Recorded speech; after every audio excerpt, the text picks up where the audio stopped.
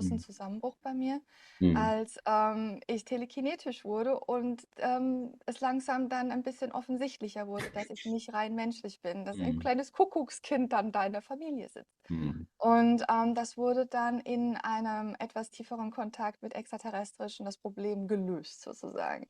Und an diese Momente, wo das Problem gelöst wurde, konnte ich mich erinnern und das war wie ein Bruch.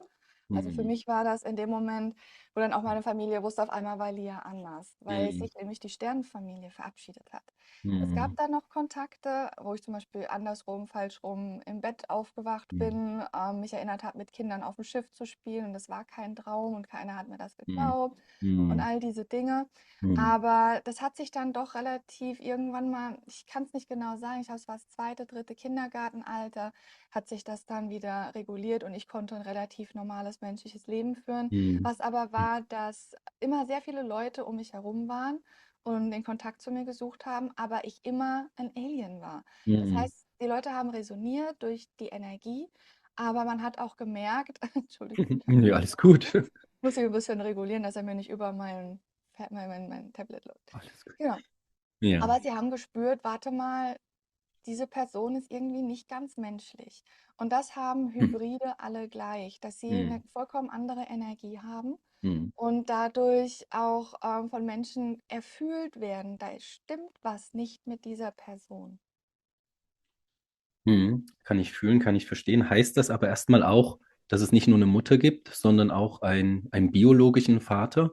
Oder sind wir hier in einer Art, ich muss es jetzt mal so ausdrücken, Jesus-Geschichte auch drin, ja, wo man ja vielleicht sagt, dass Maria, ja, woher auch immer die Empfängnis kam, naja, es ist ein bisschen, wird Nein. halt auch so beschrieben. Es gibt einen biologischen Vater, ja, Josef, wie man immer ihn bezeichnet. Und trotzdem wird gesagt, ja, dass etwas von außen noch zusätzlich mit dazu kam. Wie ist es denn jetzt also wie müssen wir uns das vorstellen? Du hast Mama und Papa oder einfach damit wir es greifen können. Ja, ich habe einen ganz, ganz wundervollen Vater, aber meine Genetik ist vollständig auf dem Schiff zusammengesetzt worden. Und, Mhm. ein sehr pikantes Thema Mhm. tatsächlich, wo ich sage, Mhm. schwierig öffentlich darüber zu Mhm. sprechen, aber ich Okay. glaube, es wird verstanden. Mhm. Meine Mutter hatte ich sehe meiner Mutter schon ein kleines wenig ähnlich, aber Mhm. das meiste sind wirklich die plejadischen Attribute. Und die Hybridisierung findet technisch statt in Mhm. einer Art Quantencomputer. Mhm. Und hier werden die Bewusstseinsstränge, Genetik ist der Transmitter von Mhm. Bewusstsein. Mhm. Mhm. Und wenn ich Bewusstsein in die materielle Welt bringen möchte, muss ich sozusagen die materielle Komponente verankern. Und da sind ETs, spezielle extraterrestrische Gruppen, Spezialisten dafür. Und Mhm. so wird menschliche Genetik ein kleiner Teil genommen, Mhm. sodass man Erdeninformationen hat und überhaupt kompatibel ist. Sonst würde die Geburt nicht ausgetragen werden können, Ja. weil die Frequenzen nicht stimmen. Mhm. Sonst es muss wirklich menschliche Genetik drin sein, um von der Mutter überhaupt in der Mutter reifen zu können. Ja. Und der Rest wurde genetisch zusammengesetzt über eine Quantenfeldtechnologie. Und hier ist der meiste Teil plejadisch und ein kleines bisschen Mhm. auch von einer anderen Version der Mhm. Menschen. Mhm. Und Dankeschön, danke auch für deine Ehrlichkeit. Und ich habe ja auch im Vorgespräch gesagt, ne, wenn du an irgendeiner Stelle merkst, ey, Ja, das ist gerade ein bisschen zu private, gerne einfach sagen, ja, ist überhaupt gar kein Problem. Ich werde die Fragen stellen, die in mir hochkommen. Und wenn du merkst, Sidi, an der Stelle, dann gehen wir einfach zu was anderem über. Zum Beispiel wäre jetzt nämlich meine nächste Frage, wussten denn, sage ich mal, deine Eltern irdischerseits, wer du bist und was da passiert, oder war das für sie genauso eine Überraschung wie für dich? nein und ja. Mhm. Als ich in den extraterrestrischen physischen Kontakt gekommen bin, also ich sage ja extraterrestrisch physisch, Mhm. weil die meisten Leute erinnern sich an Kontakte auf astraler Ebene. Sie kriegen vielleicht von einem Channel-Medium gesagt, du Mhm. hast nachts Kontakt mit ETs oder sie träumen von ETs und sagen, ich bin auf den Schiffen. Oder parallele Leben bluten durch und man Mhm. erinnert sich, auf den Schiffen zu sein. Aber das ist nicht die Art von Kontakt, von der ich spreche, Mhm. sondern die Art von Kontakt, von der ich spreche, ist bewusst linear physischer Kontakt. Das heißt, es wird Kontakt aufgebaut, so wie man auf der Erde Mhm. Kontakt aufbaut. Dann wird ein Treffpunkt vereinbart, man geht dorthin und man geht physisch auf ein Schiff. Es ist keine Traumwelt, es bildet man sich nicht ein oder Mhm. sonst irgendetwas. Mhm. Und von diesen Kontakten spreche ich. Und ja, und bevor diese Kontakte stattgefunden haben, wurde mir mitgeteilt, du müsstest deine Eltern jetzt mal aufklären, das. Mhm. Und zu dem Zeitpunkt war in mir noch Widerstand dagegen, Mhm. weil ich meine Familie liebe, Mhm. aber in mir auch alles auf einmal Sinn gemacht hat. Aber das menschliche Ego Ja, möchte diese Realität erstmal nicht annehmen. ja. Und trotzdem musste ich meine Eltern aufklären, weil ich mich nach den Kontakten extrem verändert habe, auch Ja. äußerlich. Und so musste ich meine Mutter aufklären und ihr sagen, Mama, du, ähm, da Das gibt es etwas noch andere was. Outingsgespräch. Ja, das etwas andere Outing-Gespräch, ganz Mhm. genau. Mhm. Und ich kann mich erinnern, ich saß weinend mit meiner Mom Mhm. am Küchentisch und habe gesagt, Mama, ich bin nicht menschlich und ich muss dir das sagen und ich weiß, das klingt verrückt, aber ich werde mich jetzt verändern. Und dann musste ich sie aufklären von den ETs, von dem, was ich mache und von dem, was sie mir gesagt haben, was ich bin und wer ich bin. Und dann hatte sie erstmal sich zurückgelehnt, hat mir das angeschaut und dann hat sie überlegt und hat gesagt, da war wirklich was ganz komisch so rund um deine Schwangerschaft. Und dann kamen bei ihr die Erinnerungen zurück. Mhm. Mhm. Und sie hatte das nie ignoriert. Und seitdem steht sie auch zu 100% hinter mir, weil auch für sie auf einmal alles Sinn gegeben hat. Zum Beispiel, dass sie mich, nachdem ich transferiert wurde und begonnen habe zu wachsen, mich mehrfach fast verloren hatte und es eine absolute Risikoschwangerschaft war. Und Mhm. sie sich an ganz komische nächtliche Besuche erinnern konnte. Und ja, Wie also es alt, machte für sie dann auf einmal auch Sinn. wie alt warst du in menschlicher Daseinsform, als du dieses Gespräch mit ihr geführt hast?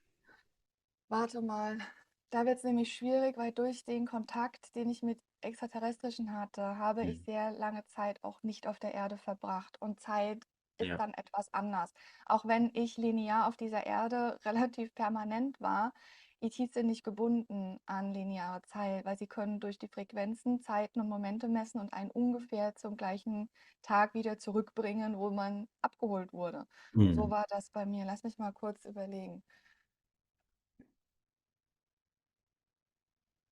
Also es müssten jetzt über 9 Jahre her gewesen sein. Aber Mhm. zeitrechentechnisch Ende 2021? Ja, ungefähr so. Irgendwas Ende 2021 hatten wir das Gespräch gehabt und dann war sehr, sehr viel Zeit dazwischen, für mich Zeit dazwischen. Mhm. Also für menschliche Rechnung Ja, ja. ungefähr 4 Jahre. 4 Jahre, weil ich sehr, sehr viele Jahre, fast 7 Jahre außerhalb der Erde verbracht habe. Wann, Dankeschön, danke auch für deine Ehrlichkeit. Wann war denn für die, also du sagst so, okay, man wird zu einem Schiff gebracht, man wird eingeladen, man geht raus. Hm. Also wann ging das dann bei dir wirklich bewusst los, dass du gemerkt hast, okay, jetzt fängt irgendwie ein neuer Abschnitt meines Lebens an, nicht ganz normal Lia, Grundschule, Gymnasium, Abitur oder du hast ja vorhin auch gesagt, du hast ja trotzdem eine Art irdisches Leben hier Ja, geführt, ne? Wir haben uns im Vorgespräch ja. darüber unterhalten. Ab wann hast du denn gemerkt, es gibt eigentlich dann zwei Versionen, die hier gelebt werden dürfen, wenn ich es mal so ausdrücken darf? Ja, also ich war immer sehr, sehr spirituell, dadurch, dass ich so extrem sensibel war. Ich habe ja Mhm. immer im Raum die Energien gefühlt.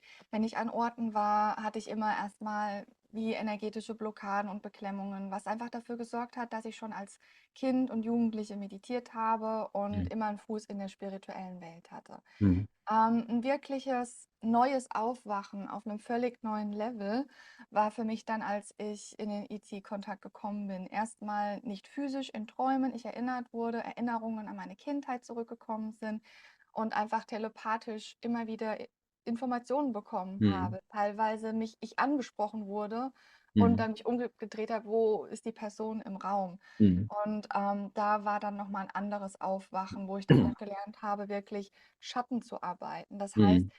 nicht nur, die Vergangenheit und andere Leben aufzuräumen, wie man das im Schamanismus macht, sondern wirklich sich seine Aspekte und verschiedenen Versionen Mhm. anzugucken, seine Handlungen anzugucken und zu lernen, eine Verbindung aufzubauen dadurch zu seinem Unbewusstsein und Mhm. Unterbewusstsein. Mhm. Weil was die Menschen oft nicht so ganz verstehen, wenn man sagt, ihr erschafft eure Realität, ihr erschafft eure Welt, denken die Menschen meistens nur von dem bewussten Mhm. Spektrum, sprich das, was ich sage, das, was ich aussende. Und dann denken sie an die Kindheit, vielleicht an andere Leben, aber es ist ja alles, was im Bewusstsein Ja, ist. ja. Alles, wozu ich Zugang habe, ist mir bewusst und damit in meinem Bewusstsein.